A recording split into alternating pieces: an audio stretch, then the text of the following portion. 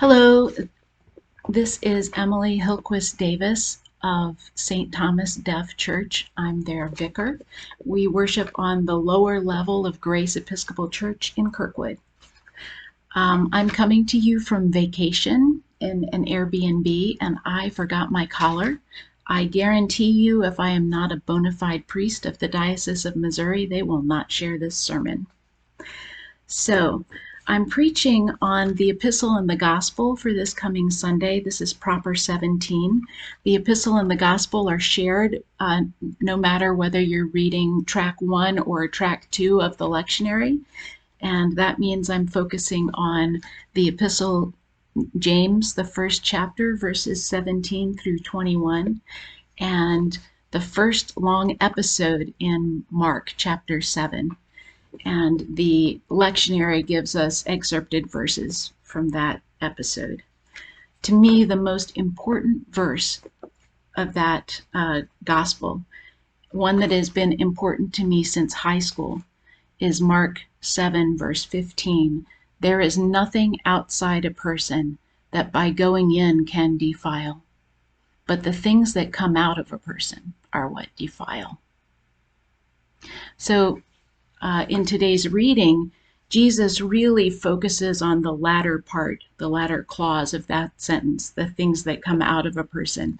And he goes on to list all of those things. But for me, the first clause has always been important. And it's been important to me as a woman in a world where women are statistically more likely to be assaulted than men. There is nothing outside a person that by going in can defile.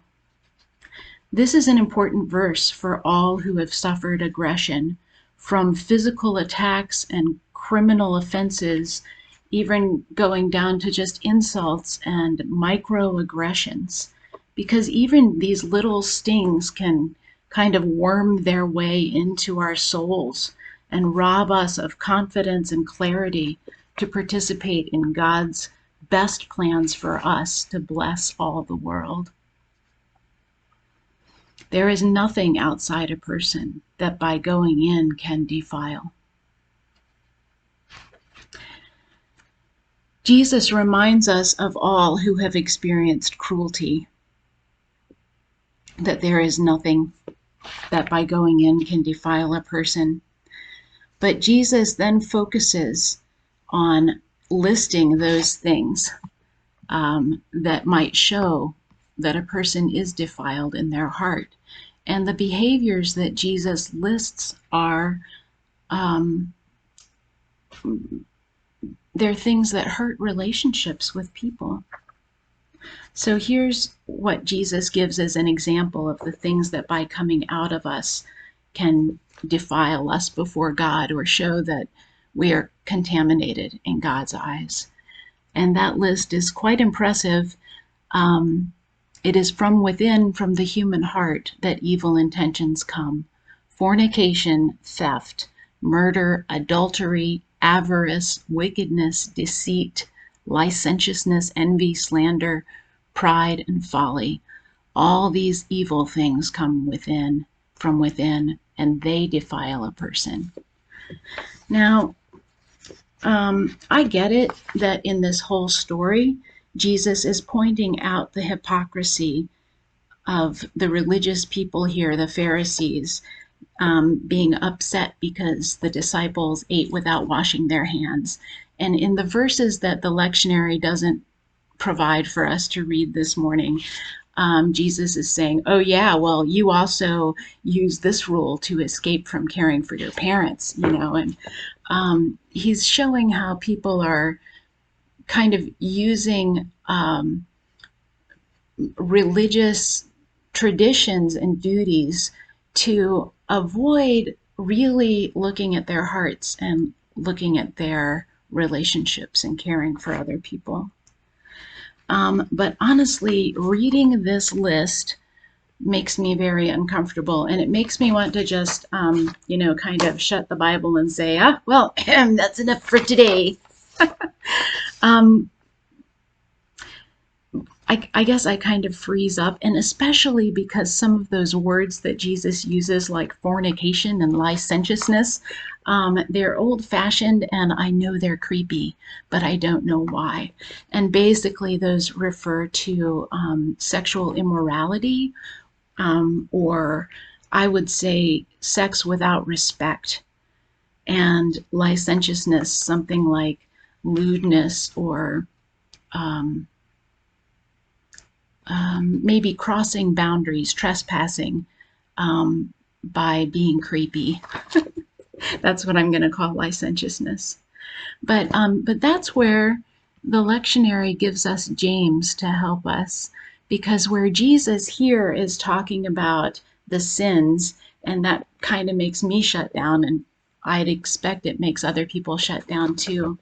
James approaches it from another side. So in James chapter 1, we hear today, every generous act of giving and every perfect gift is from above, coming down from the Father of lights, with whom there's no variation or shadow due to change.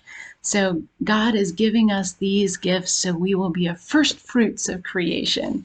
So James is really turning it around, saying, we have all these gifts that are ready for us, you know, not so much focusing on attacking the hypocritical Pharisees like Jesus was doing, but calling us believers into a deeper believing. And he says, you must understand this, my beloved. Let everyone be quick to listen, slow to speak, and slow to anger. For your anger does not produce God's righteousness. Wow. It's something that our outraged society really needs to hear right now. Therefore, rid yourselves of sordidness and rank growth of wickedness. Now, this is what Jesus is talking about. But James again flips back and says, and welcome with meekness the implanted word that has the power to save your souls.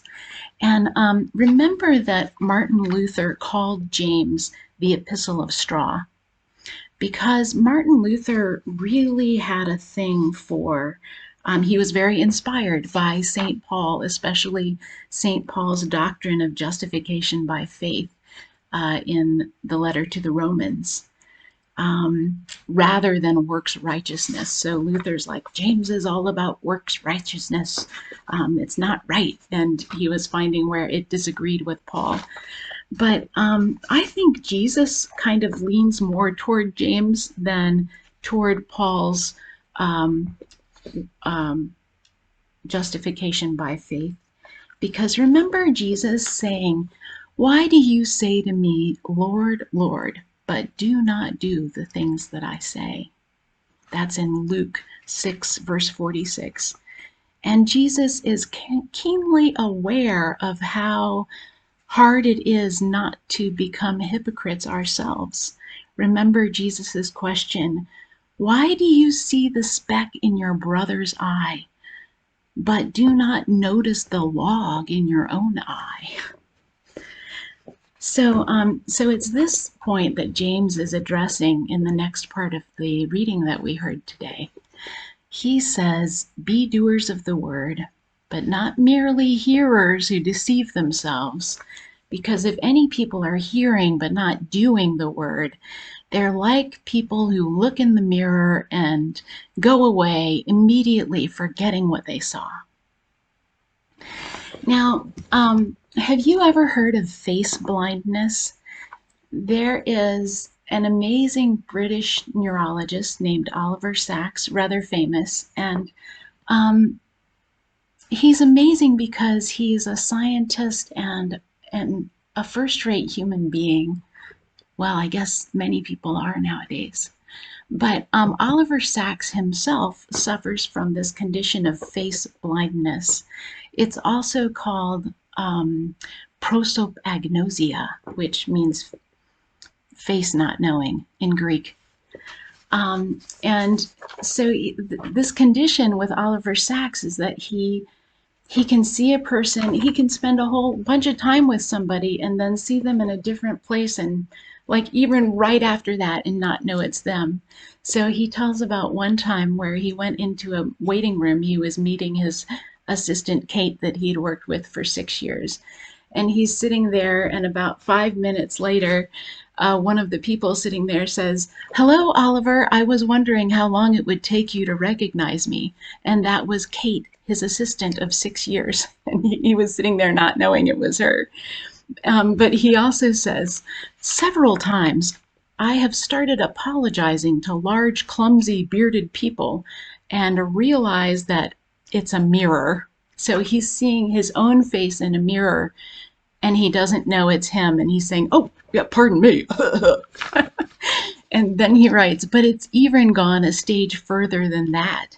Fairly recently," Oliver Sacks writes, "I was in a cafe in Chelsea Market with tables outside. And while I was waiting for my food, I was doing what people with beards often do. I started to preen myself. And then I realized that my reflection was not doing the same thing, and that inside there was a man with a beard, possibly you, who wondered why I was sort of making faces at him." Anyway, that is face blindness, and it's kind of what James is talking about, not realizing when you see yourself, because when we exhibit behaviors such as, I mean, okay, maybe we when we're fornicating or being licentious, we might understand it, or when we're thieving and murdering and adultering. But things like deceit and envy and slander and pride and folly, those are things that we might do, and we might not see that in ourselves. And so it's a very interesting story here, because this is a teaching that we have from James and from Jesus, and then the story continues.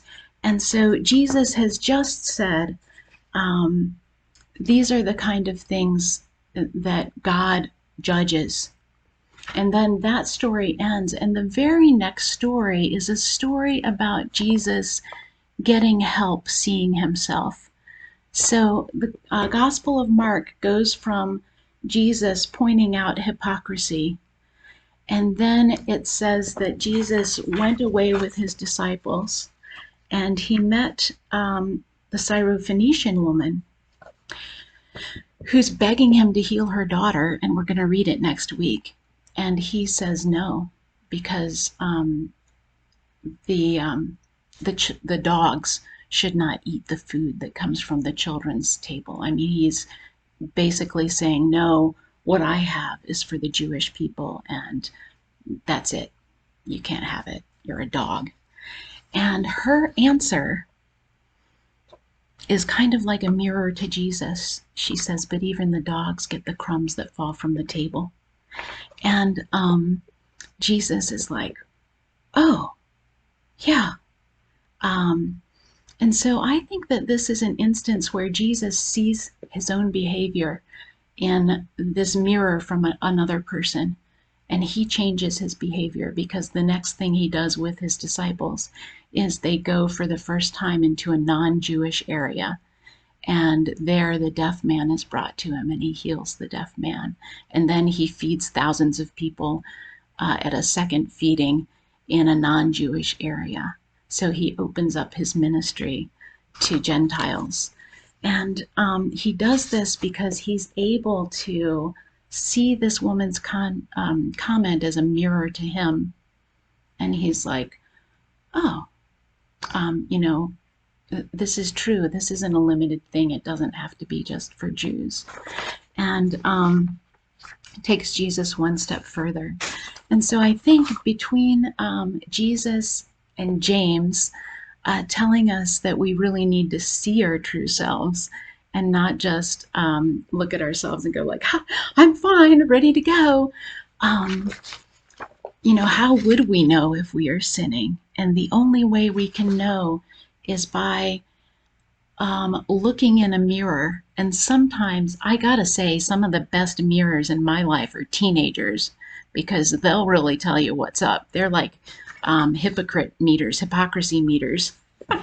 But who in your life is a mirror that can show you what is coming out of your heart, that can show you if you have true religion, which James defines as caring, providing for orphans and widows, those people who do not have access to necessities of life. So I mean, and with Jesus, it's these other relationship things, but how do you know? How do you know if you're being arrogant or prideful? And I would say that this is going to happen in our relationships.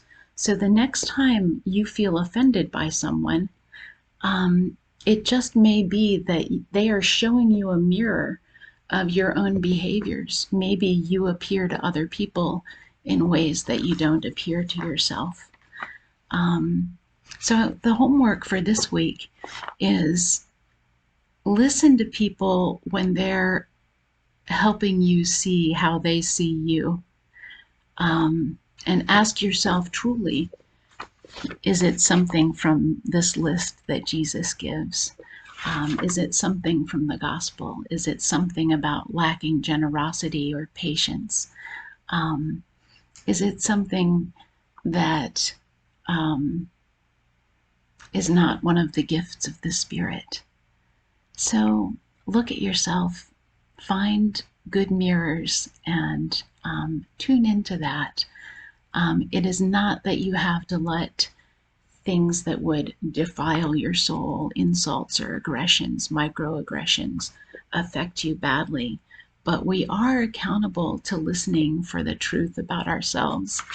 And this is the truth to which we are called in Christ. And it is a truth that leads us into the joy of the gifts that God has prepared for us. So may this word be acceptable to God.